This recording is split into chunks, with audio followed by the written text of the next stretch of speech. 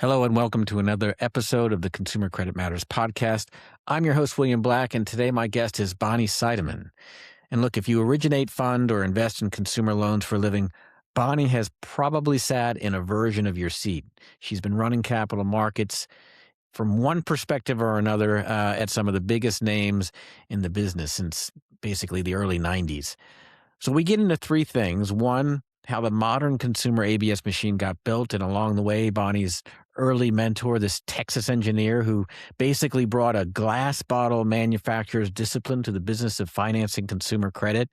And then two, we get into what Bonnie was seeing in '06 and '07 during the great financial crisis, and the signals and the cocktail party tells, the moment she knew that something had shifted. And then three, we talk about what the industry learned afterwards, after the great financial crisis, the risk retention and disclosure rules and the skin in the game and so on. I should also mention at the end of the conversation, Bonnie shares something very personal. She was diagnosed with ALS last year, and she's been putting some of her energy into raising awareness and money for research. I'm really grateful that she opened up about it, and I think you'll want to hear what she has to say. So here's my conversation with Bonnie Seideman.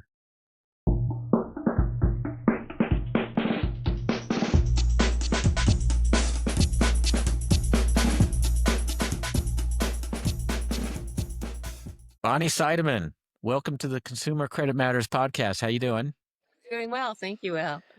Let's start with Act One, ABS in its early years. So its formative years as an industry where it was relegated to, certainly by comparison to today, far fewer asset classes.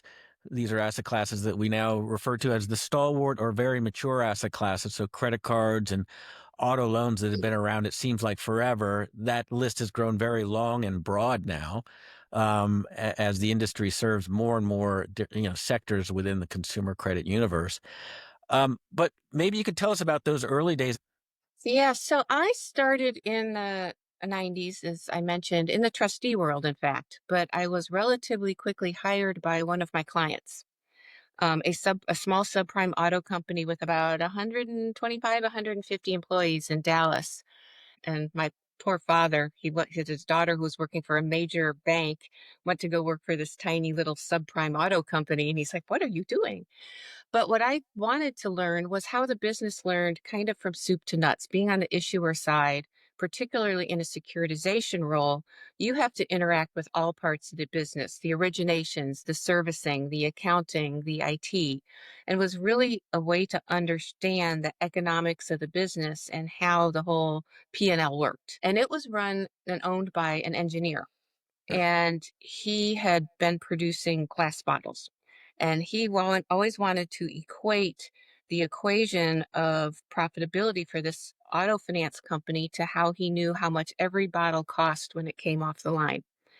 And the thing he focused in on, which has served me so well to this day, is what is the cost of credit? How do you quantify that? And the gentleman, his name was Fulton Collins, who owned the business. He was one of the early pioneers right after AmeriCredit to hire Fair Isaacs to build a credit model for our population. Because FICO in the day did a really good job, but when you got in the lower portions of the credit score, its predictability waned. That is still being discussed to this day, right? I mean, the mining of the lower, call it fifth or so of the credit quality spectrum is still something that is really a hot topic of the day as we talk about, you mentioned FICO being one credit score provider, but VantageScore is out there now as well, challenging them. So it's funny, back in the 90s, they were talking about this, and here we are, a few decades later, we're still talking about it. Yeah, and that's why I was so fascinated by Fulton and his way of thinking. I mean, for a tiny little company, that was very forward thinking. AmeriCredit, and now GMF, clearly was a pioneer in that, and we were following their lead. But then we had questions. You built a score on our population, but then what happens when the population changes? This was all intellectual exercises that I did not expect to learn when I joined it, but has served me well in my several decades in the industry to really begin to question and understand what this credit scoring meant and what the cost of credit when you do your P&L, how do you quantify that? When you take your reserves or when you do build a model, because we use gain on sale in that day, gain on sale accounting to account for our earnings from a securitization, what assumptions were you putting in there based on your credit scoring models? Right. And you mentioned a couple things that I think are worth elaborating on for a moment, because people who weren't around then have no idea of what you're talking about. Virtually everybody was getting their deals wrapped back in those days. Yeah, that's so we would wrap it or we would get the transaction structure to some form of low investment grade, call it triple B, just Hmm. for illustrative purposes. And then the bond insurer would put their rating on it, which would usually be AAA. So as a issuing company, you would get a AAA rating, which means you had a lower cost of funds. Now you had to pay a premium to the insurer, as we all do, to allow to have them do that. And so there was always some cost benefit analysis. And eventually some of us started doing a mixture of bond insured deals as well as a senior subordinate structure that you would see today. But for many years, it was purely, as you mentioned, the bond insurers who were providing the wrap that caused us to have the AAA rating that was sold to the investors. And the investors were really relying upon that rating. However, some of the more educated investors would still come in and look at the financials and look at the performance and do all the underlying work on the underlying securities, even though the rating that was being issued was based on the monoline's insurance wrap. Yeah. And it sounded like you really got lucky with your first employer being financial engineering minded Mhm. and ahead of the time in that sense, because I mean, that's what securitization is. Um, it continues to kind of build on itself and become ever more kind of granular in its analysis, I would say, in its techniques. But, again, back in those days, really looking at first principles, boiling the ocean to get down to the fundamentals that move the credit, and then, inventing structures or building on structures that existed to further refine and exact more value out of that issuance vehicle was uh, was was the order of the day. And it makes perfect sense then to me, now that I hear that from you, that your next move was to Cap One. Then is that right? Yeah. So Capital One acquired Summit in large part because of all that you just described. They liked the deep thought process that went beyond was behind this this the credit loss defaulting or estimates, whether it be the loss timing curve or the loss given default. All of that was already incorporated in our models, and they had ways to they wanted to use it and improve it, but it was very much akin to what they were doing on the credit card side. But moving up to Capital One, I moved up to here to Virginia to run their credit card securitization program, which, just for instance, I think the last auto deal that I did as Capital One Auto Finance was 250 million, maybe. Yeah. And the first credit card deal I did as a credit card issuer with Capital One was 1.2 billion. So it was a little bit of a different stratosphere.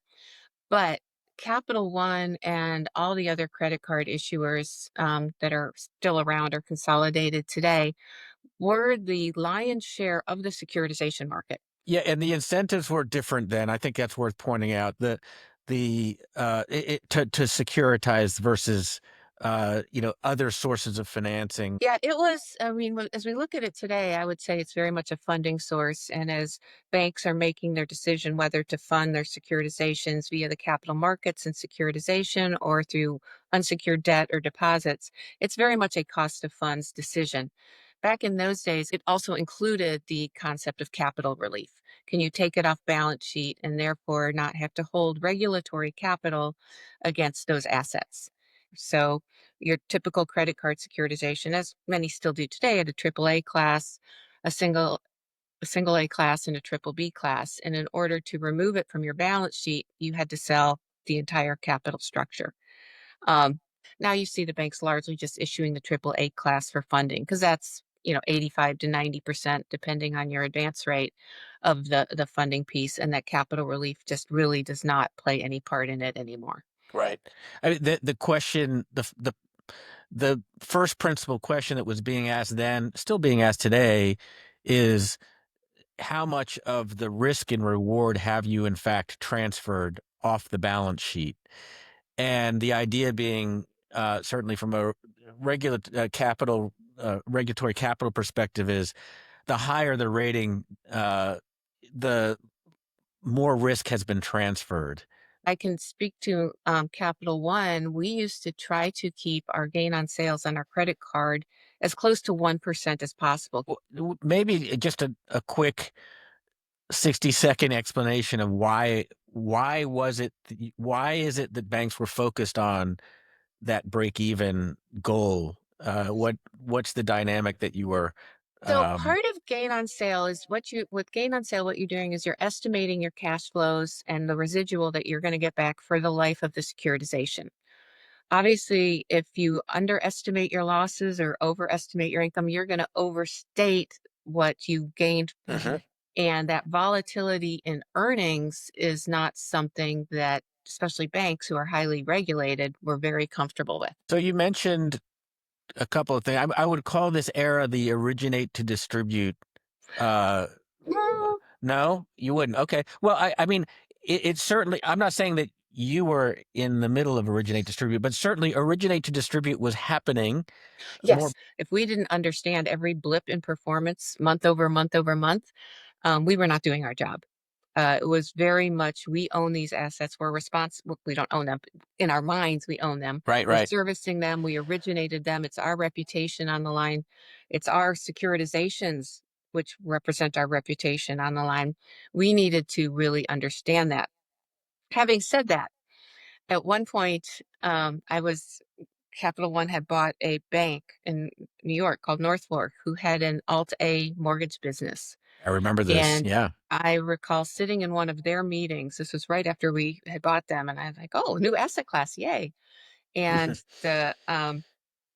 the investor had asked the woman from North Fork, "How does this vintage perform?" And she said, quite honestly, I give her credit for that. We don't know. Once we sell them, we have no idea anymore. And I was shocked to the core because that's not the training I had in terms of knowing how every month of every vintage performed.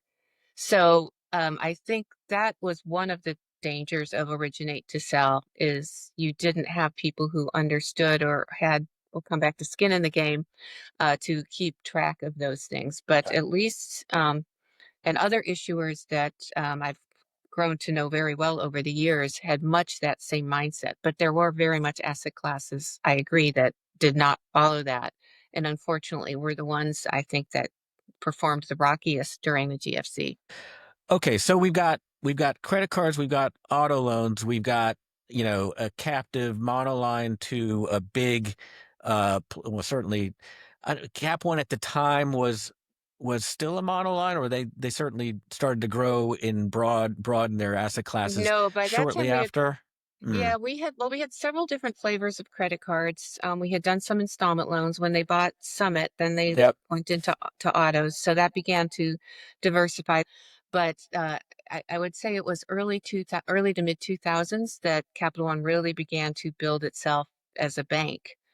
I know you had Steve Linehan on as a guest on an earlier podcast, and he talked about how Rich Fairbank really did not The want CEO to, Capital One. Yeah. the CEO of Capital One, thank Mhm. you, did not want to become a bank holding company because it would restrict other things that they were thinking of doing at Capital One at the time.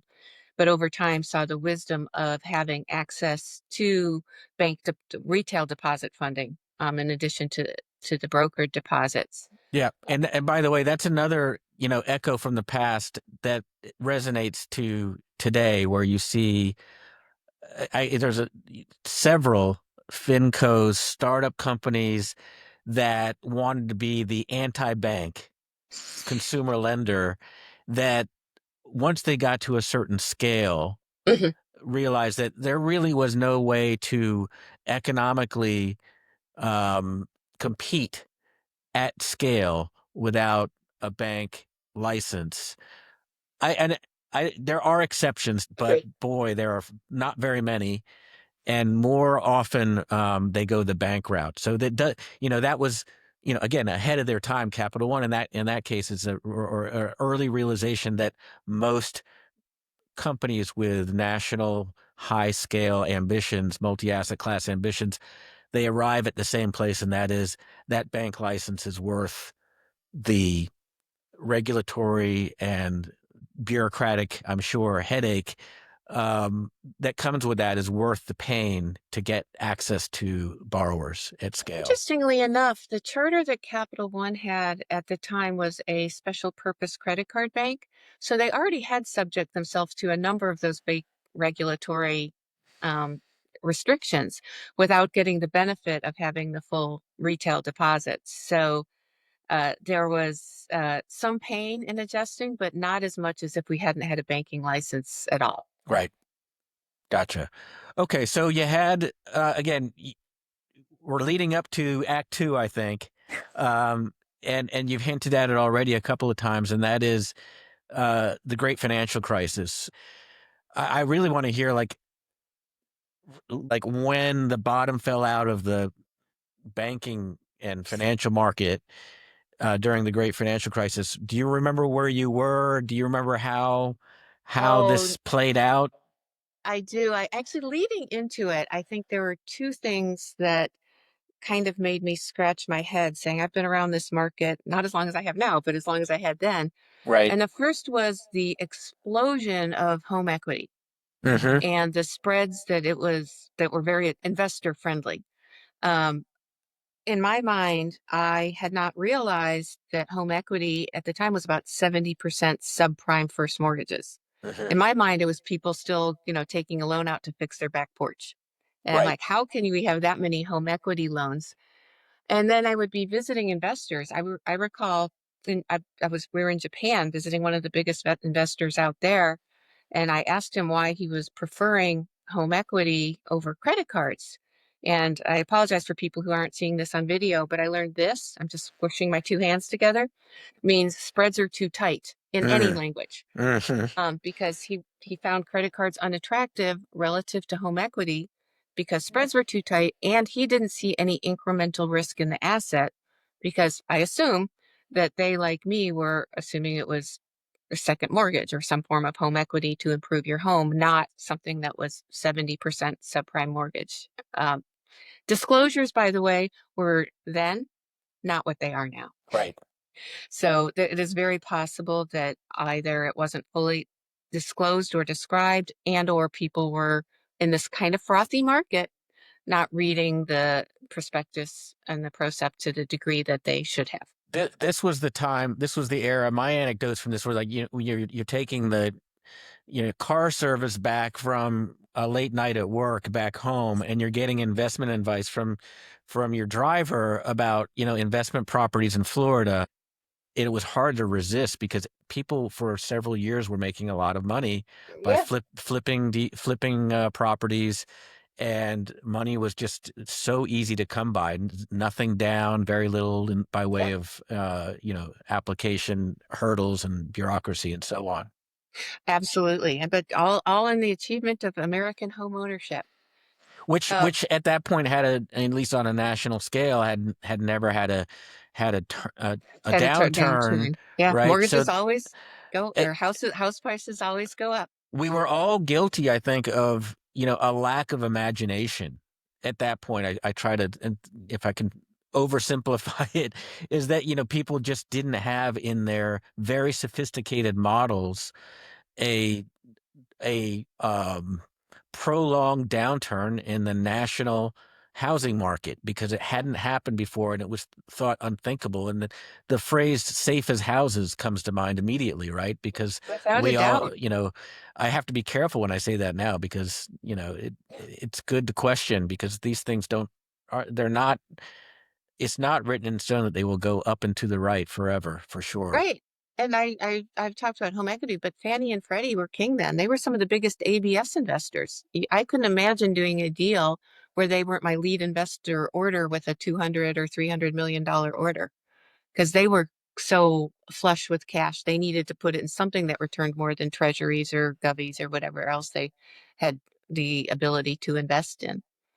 The other thing that jumped out on me was the explosion, for lack of a better word, in a big way, not blowing up, but just getting really big, of CDOs. Mm-hmm. So I know when we rolled out the credit card delinked structure many years before, one of the big sale points was, oh, the CDO bid will come in and buy big chunks of your triple B. They never did. They would come in and buy $5 million and $10 million chunks of it, never the $100 million tranche that somebody might have advised us that they were going to buy. But then they got to be this big sizable thing. And then came out the ABX. And I recall going to my first conference and there was 5 whole sessions on this ABX thing. And I'm like, wait, where did that come from? It wasn't here 2 months ago, and now it's this big thing.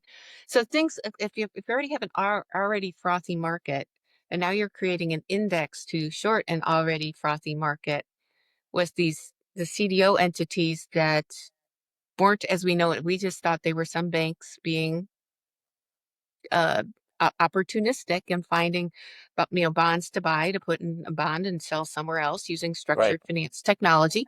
That all made sense to me. It's just when you come to the question, back to the question, where were you? Do you remember when?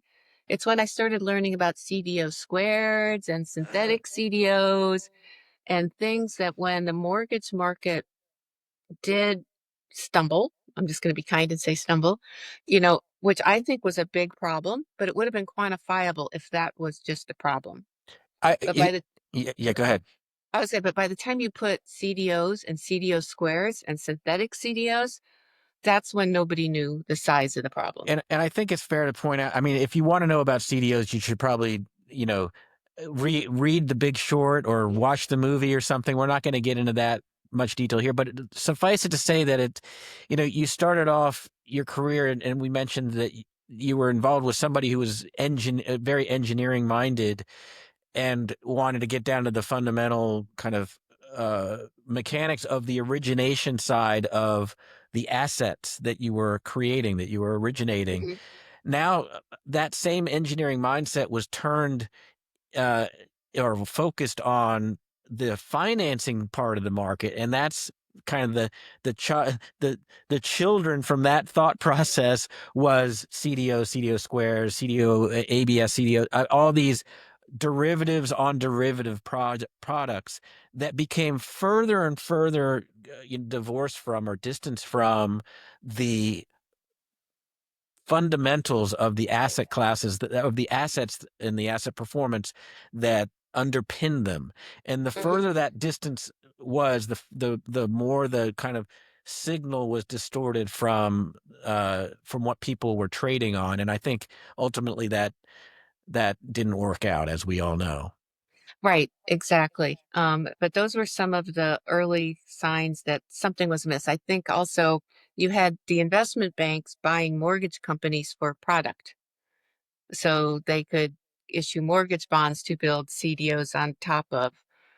That also to me was like, why is Lehman buying what? Huh? What? That's when I realized something was out of my. I recall going to one of the conferences. It might have been '07, and it had been the conferences had grown in the time that I had been there from a couple hundred people to a few thousand people. And that year, I don't remember the number, 6,000, 7,000 people, but I would recall thinking, who are all these people at my conference? I don't know them. Right. And why are they here? And if you recommend to go back and read The Big Short, that explains who those people were. So we had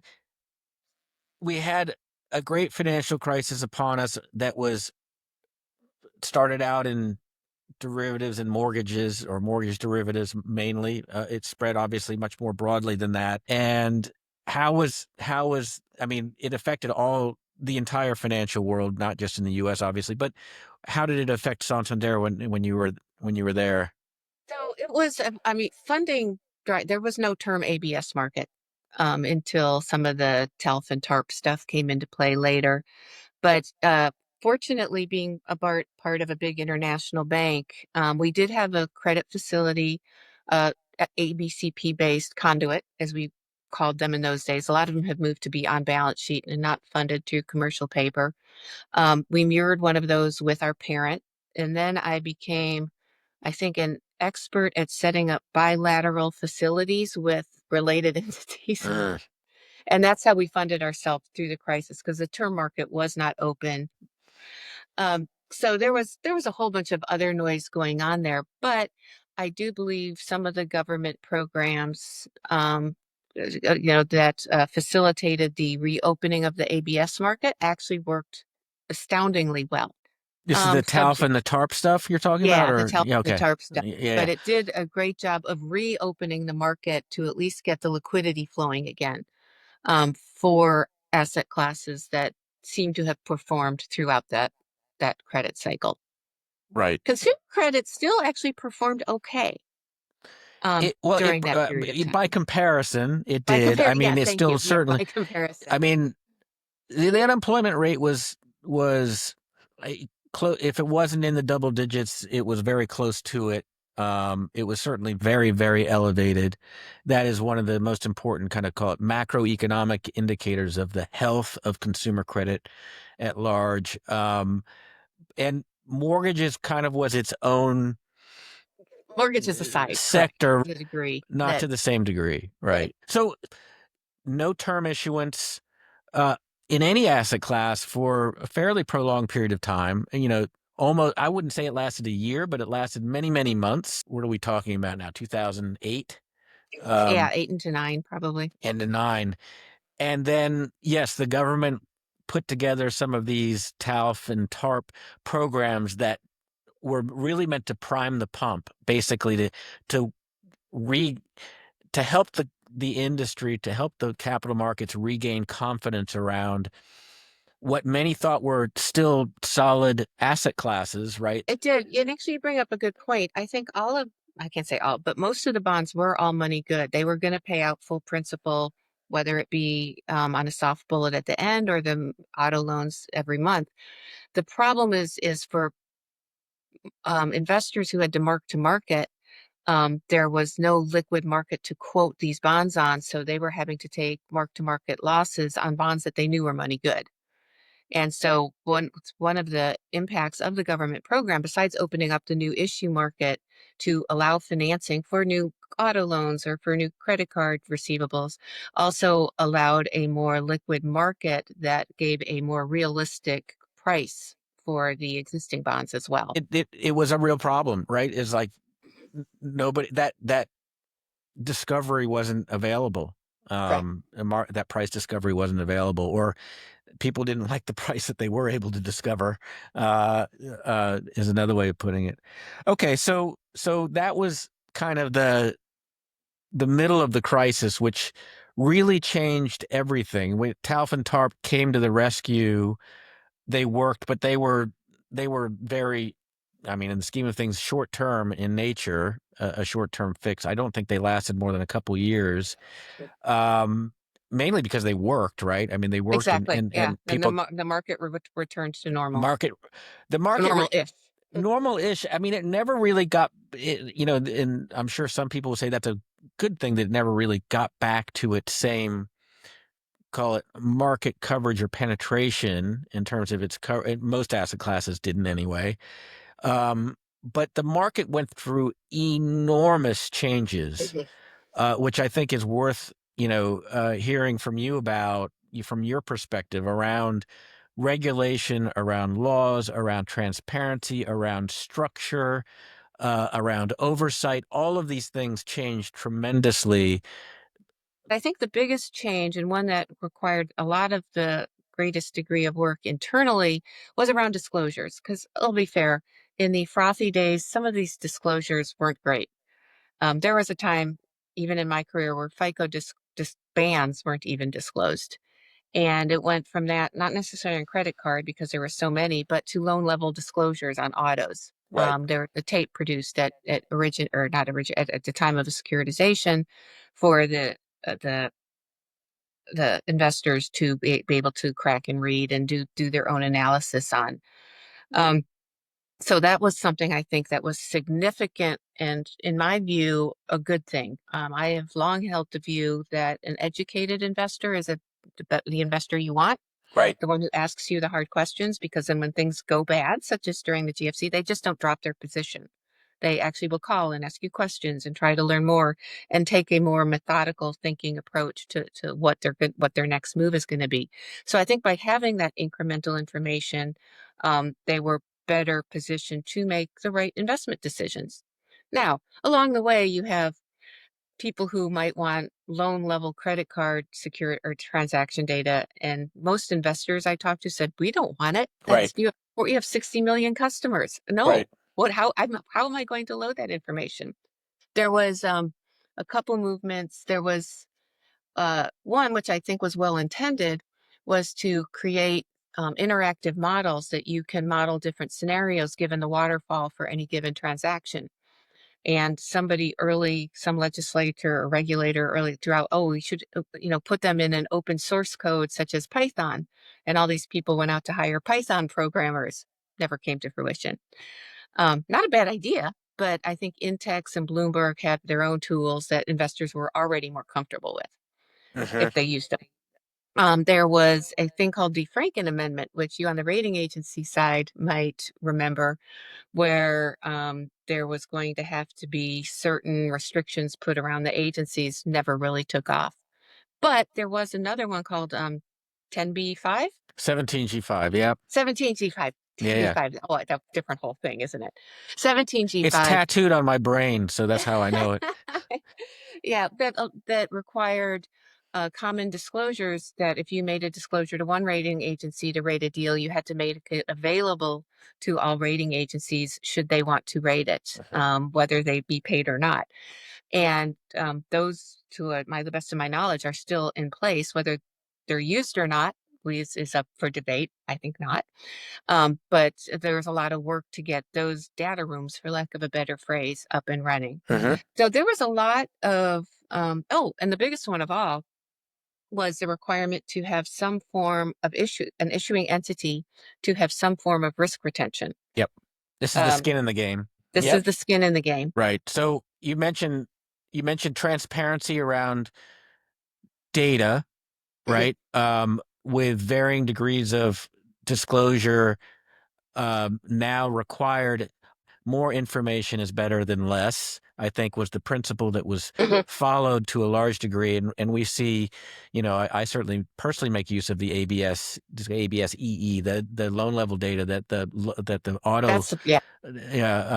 the auto, and there's some other sectors that are required to publish similar data if they file a publicly registered transaction, right? Yeah, right. This And was so, all for publicly registered right. And transactions. so Great there is a point. loophole. If you do 144A or private placements, you don't need to adhere to this level of bureaucracy, call it, or disclosure. And many actually have navigated around those disclosure requirements by filing privately. And in good market environments, from an issuer's perspective, they can get away with that without paying any cost or price to their distribution or pricing. But when the market becomes a little bit more discerning, that might not be true, or certainly as true. There might be at least a cost to that. One would argue. So transparency was a big win um, in terms of changes post GFC. That was one thing.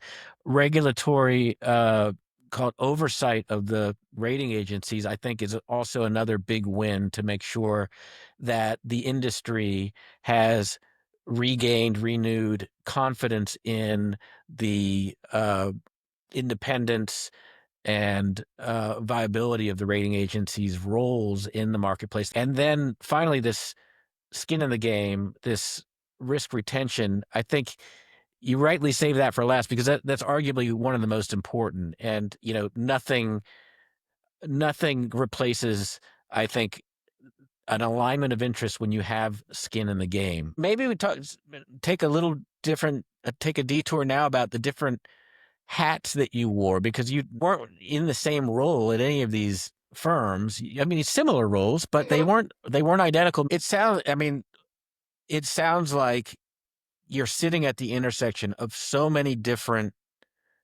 nodes in the process, whether it's financing or loan manufacturing, origination, servicing, accounting, legal. You have to speak a lot of different languages, it sounds like, because you're doing a lot of translation, because especially when you're dealing with, well, with the capital markets and big bureaucratic institutions where you have a lot of specialists. And Right. look, we all work with, we've all, we had an opportunity to work for some fantastic firms, uh, and work with some fantastic firms who have great people who really know their stuff, and we all benefit from that Right. ecosystem that we work in. But we don't always speak the same language. We don't always look at things or want the same things from even the same transaction. And so I think of somebody in investor relations or the head of capital markets, both roles of which you've had, among others, as kind of being the tip of the spear, that translator across all of these channels of communication that um, keep the train on time, essentially, as best you can, and answer all those questions and ensure that you have trust where you need trust. And therefore, honestly, I mean, it comes down to when you have trust when you need trust, where you need trust, whom you need trust from, then you're going to have capital when you need it as well. Right. And I mean, or you certainly have improved the chances Of that you're having going to that have capital. Yeah. capital when you need it, if it comes to that. But I mean, that's why investor relations is about relationship building to a large degree. But there's a lot of skill, expertise, technical knowledge that has to come with that. Yeah, I recall sitting in many investor days where we would bring a group of investors in and have our senior management come and talk to them.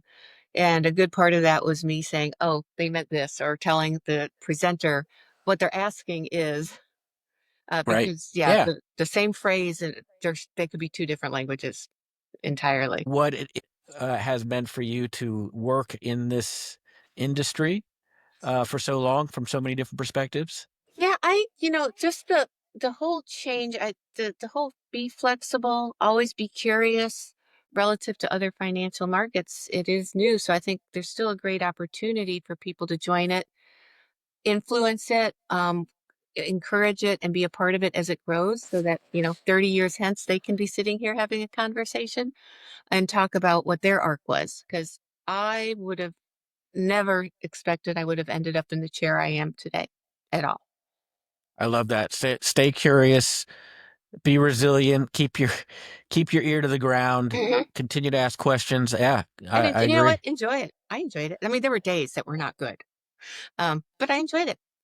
I can tell that you genuinely enjoyed it as well. But so we have those common threads: perseverance, resilience in your professional career. Now you've retired Mhm. recently, and I wanted to turn it over to you to talk about something more on the personal side of the equation, if you don't mind, that also involves, I think it's fair to say, perseverance and resilience. Yeah, thanks for that, Will. I know when we talked about this was one of the reasons. I was last October diagnosed with ALS. For those who don't know that, it's amyotrophic lateral sclerosis, also known as Lou Gehrig's disease. It's a neuromuscular degenerative disease that currently has no cure. And so Really tough. it's tough. It was a tough analysis. It was a tough diagnosis to hear, and it's tough to go through some of the changes that affect me and others who have. And it's relatively rare. I think the numbers, I'm going to get these wrong, right? 30,000 people in the United States have it in a given year. Maybe 3,000 people are diagnosed each month. And I think, Will, you made the comment to me, I'm the first person that you knew who has had it. And I Uh-huh. believe my comment back to you was, I'm the first person I knew who has had it. Although I have begun to become more vocal and visible about raising awareness about ALS, because it is so rare and it can happen to anybody. Only about 10 to 15% of it is familial or hereditary. Mine was what they call sporadic, which means it just came out of the blue. It's Nobody in random. my family Yeah. has it. I've had the gene testing done that I don't have the genes that cause the hereditary. So if it can happen to me, it can happen to anyone. So the more people who are aware of it, the more they can think to at least be aware of signs that can happen. And then in a conjunction with that, I've set up a fundraising page through the ALS organization, that all funding will go to them as they look to fund research, helping people who have it, helping caregivers, education of others, a lot of good efforts they make. And there's four or five organizations. Well, there's many organizations out there, four or five that I focus on, um, including the one where I have the fundraising page set up. That's the ALS.org.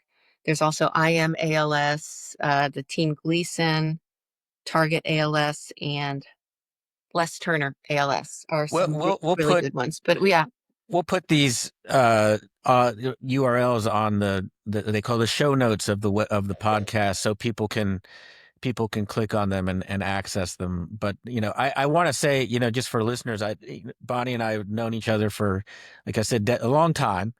And we were both at the industry conference of the year each year. It's SF Vegas in Las Vegas, of course. I hadn't seen you in a while, and walking the halls of among what do they say now, 10,000 people or 10,000 whatever, people. Yeah. 10,000.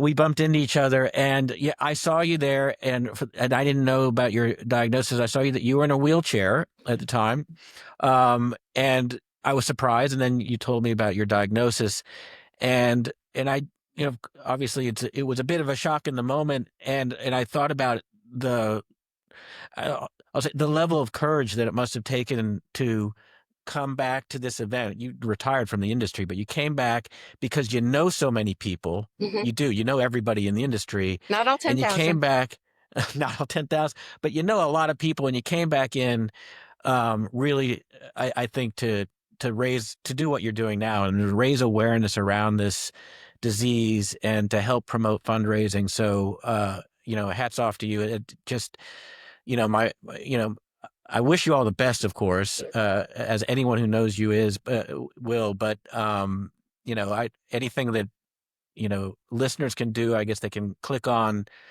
these resources and fundraising They're resources also for this. available on my LinkedIn page as well.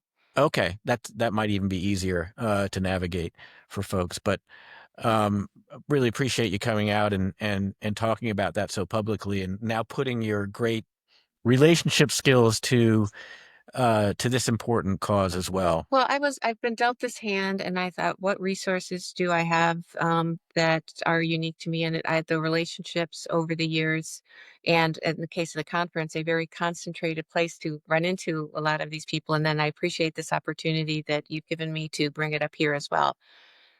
Yeah. That's my focus and goals these days, is to raise that awareness level. Thank you very much, Bonnie. Really appreciate your time today, and wish you all the best, of course. We'll be talking to you soon. Thank Okay, you. thank you, Thank you, Bill. listeners.